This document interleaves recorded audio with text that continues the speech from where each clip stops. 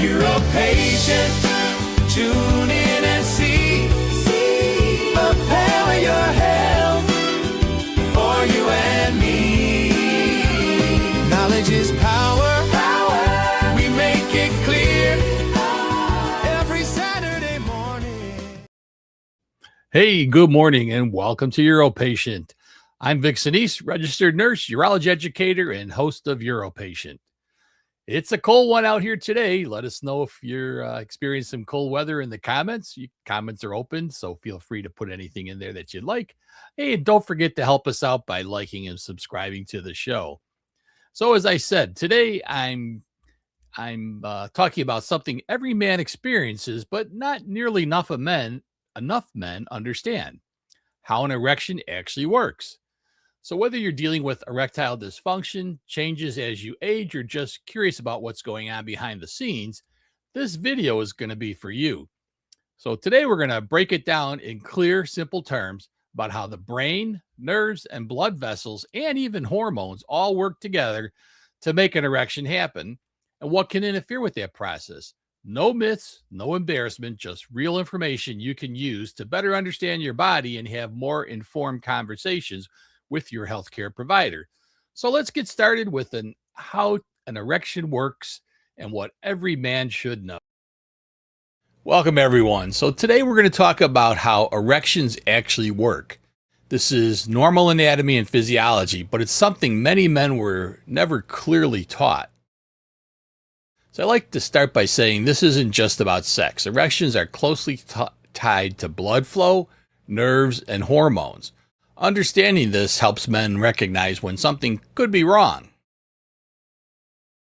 So the penis has three main chambers: the two corporal cavernosa, which are these things that you see here. Those are these tubes that run along the side of the penis. Those are act like sponges that fill with blood. Now underneath here, that's the urethra, which carries urine or semen. So basically, those are the parts that are necessary for an erection. You need to fill those chambers with blood. There's no bone involved. It's basically filling up the penis with blood and trapping it.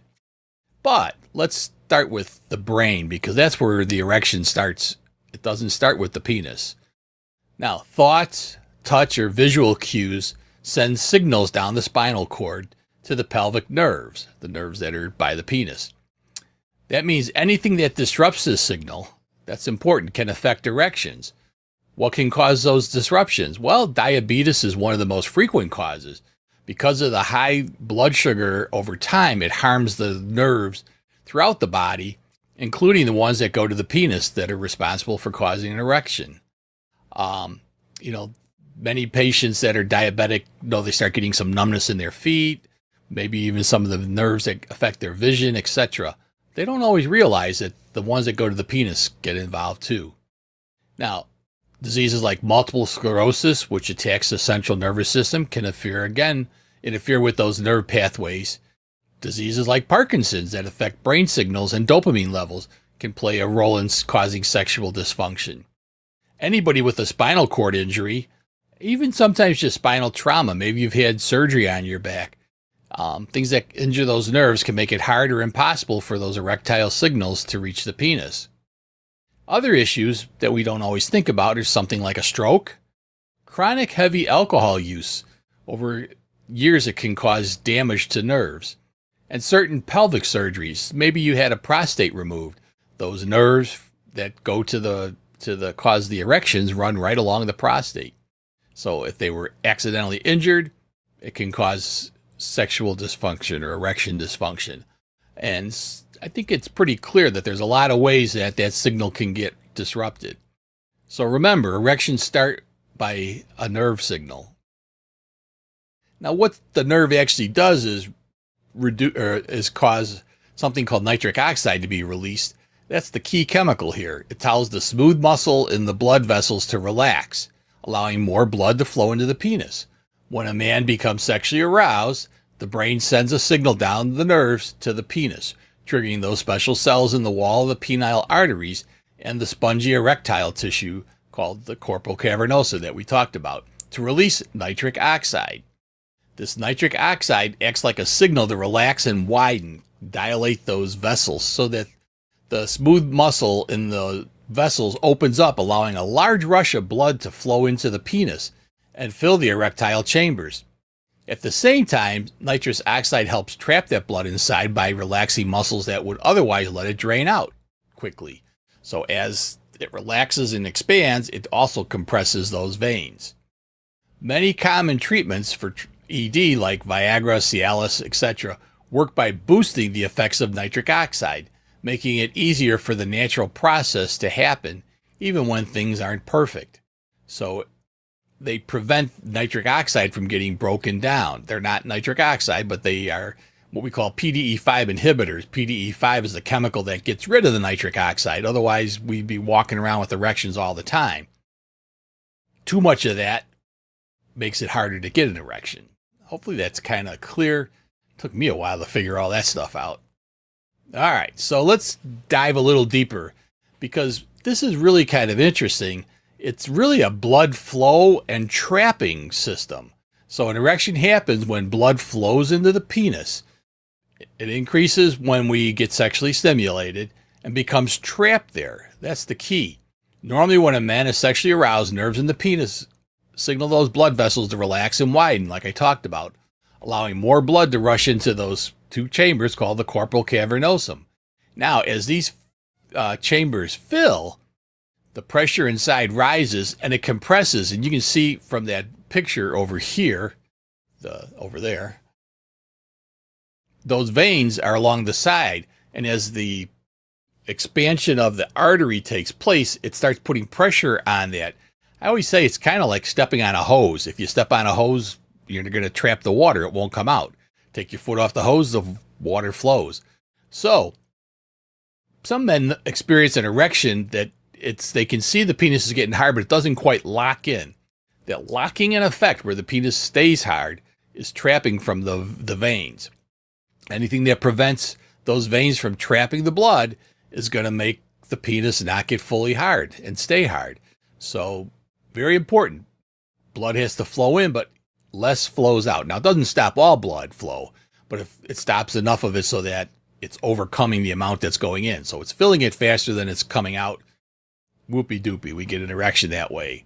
And it's also how we get rid of the erection, because once that effect reverses, of course, then the blood starts to flow out through those veins and it goes back to its flaccid state. So I always like to say, my analogy is think of an erection like filling a balloon and then tying it off.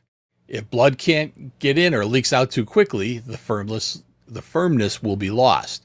So if you let go of the balloon, the erection goes away. I know it's kind of simplistic, but I always say if the balloon had a hole in it, you could blow it into and it'll fill, but it's going to keep going down. Again, it's got to be trapped. So that's kind of my analogy for how the erections work. Now, do hormones matter? Well, testosterone doesn't directly cause erections. Men who have very low testosterone can still get erections, but it does support your desire to have sex and some of these chemical pathways that are involved. So low testosterone can make erections harder to achieve because, again, those pathways are not working quite as well when you're not sexually turned on by the effect of testosterone.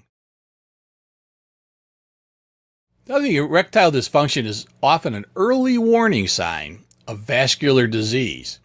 So if you're a smoker, your risk of having an erection problem, call impotence, is increased because of that. And why is that? So let's dive into that a little bit.